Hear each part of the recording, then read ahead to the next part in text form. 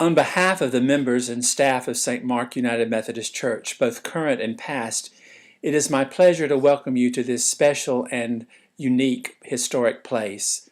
The genesis of this congregation dates from the mid-1800s, and the sanctuary, originally constructed for $40,000, has stood in this location, originally on the outskirts of the city, for 110 years. The rich history of the church parallels in many respects the modern history of the city of Atlanta, and the story of the church's growth is intertwined with that of the city's expansion and welcoming of all people.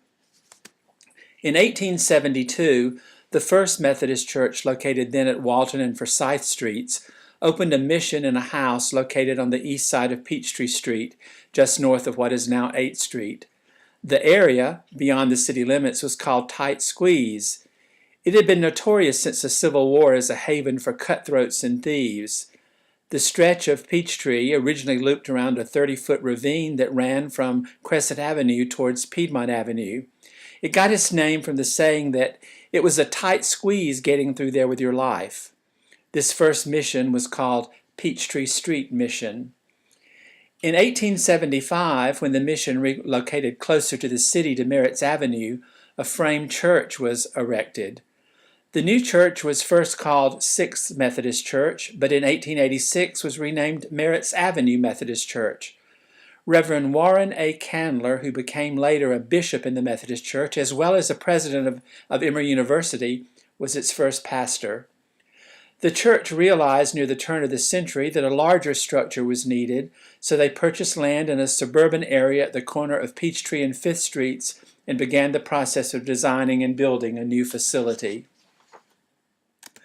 They secured the services of a young architect, Willis Franklin Denny, to design the new church. Denny, only 28 at the time, had already gained a reputation for design. He had designed previously the Inman Park United Methodist Church in 1897, shown on the left, and the 1900 Victor Kriegshaber House, now the Wrecking Bar Brew Pub, shown on the right. He was later to design, both in 1903, the First United Methodist Church on the left, and Rhodes Hall before his untimely death at the age of 32 in 1905. In January of 1902, the congregation officially changed its name to St. Mark Methodist Episcopal Church, and on October 22nd of the same year, the cornerstone was laid for the new building on Peachtree. The original building consisted of the main sanctuary and the rooms behind and below it, and was built for $40,000, including the purchase of the land. The building was constructed of Stone Mountain granite. The main facade that fronts on Peachtree Street has a triple entrance portal beneath a large lancet arched window and front gable. The red heavywood doors are original to the building. The left corner of the facade is dominated by a tall bell tower with lancet arched windows and openings, wall buttresses, and a steeple. The right corner of the main facade has a narrow polygonal-shaped tower and spire. The 4 rose windows in the sanctuary, 2 windows in the cloakroom under the northeast tower, and the 3 lancet arched stained glass windows above sets of double doors between the narthex and the sanctuary are representative works of American opalescent glass. The 12 pictorial stained glass windows on the north and south walls were installed between 1909 and 1959. The windows were designed and made by Franz Mayer and Company of Munich, Germany. Made with the pot metal glass technique that was used during the Middle Ages and the Renaissance, the process allows for greater luminosity and clarity of colors, as well as complexity of shapes and sizes of glass pieces and detail in the leadwork. 4 windows were installed in 1909, 1 in 1928, and 1 in 1932. The remaining 6 windows were made in Germany and installed in 1956, 57, and 59.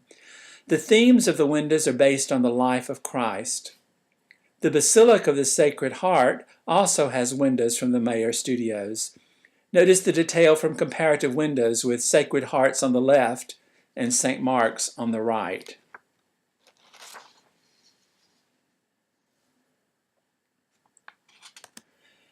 The oak pews in the sanctuary are original from 1902. And we're proud to have an Aeolian Skinner organ first installed in 1969, but continuously improved since that time. Other churches in the Atlanta area with an Aeolian Skinner are shown above.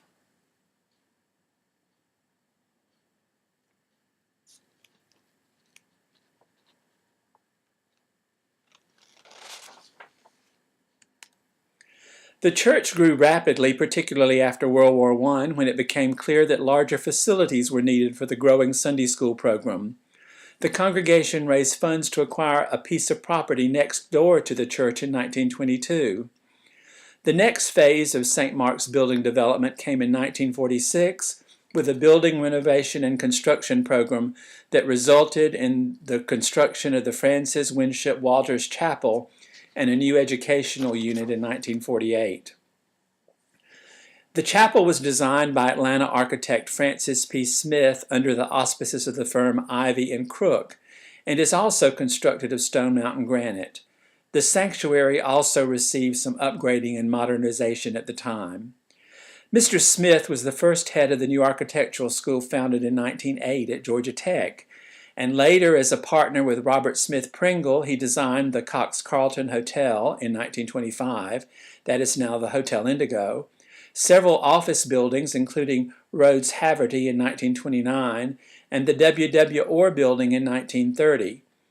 After 1934, he practiced on his own and went on to design the Druid Hills Presbyterian Church in 1939, St. Mark in 1947, Northside United Methodist in 1952, and various parts of St. Philip's Cathedral on Peachtree Road from 1947 to 1963.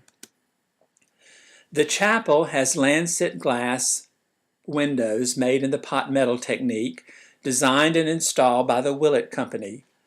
The large windows over the chapel area were given by Robert Woodruff in honor of his aunt, Frances Winship Walters.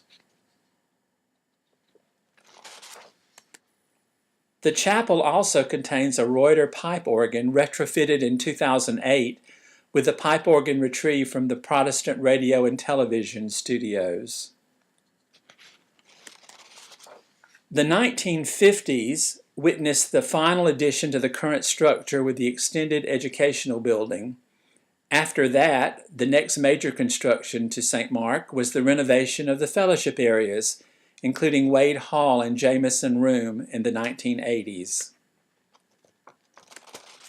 In 1986, the altar railing was restored, and new handcrafted needlepoint kneelers were installed in the sanctuary.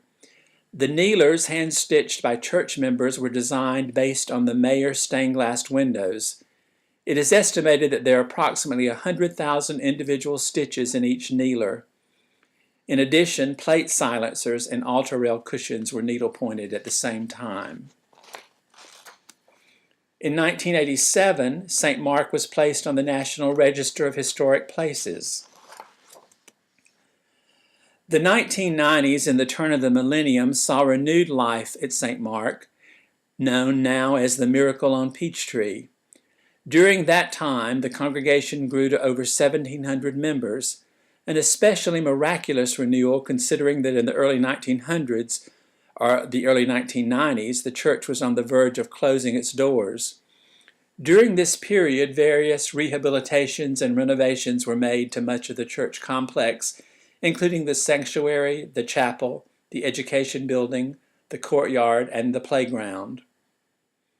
We're pleased that you're joining us today and invite you to take one of the self-guided tour booklets that will provide detailed information about various aspects of the chapel and sanctuary.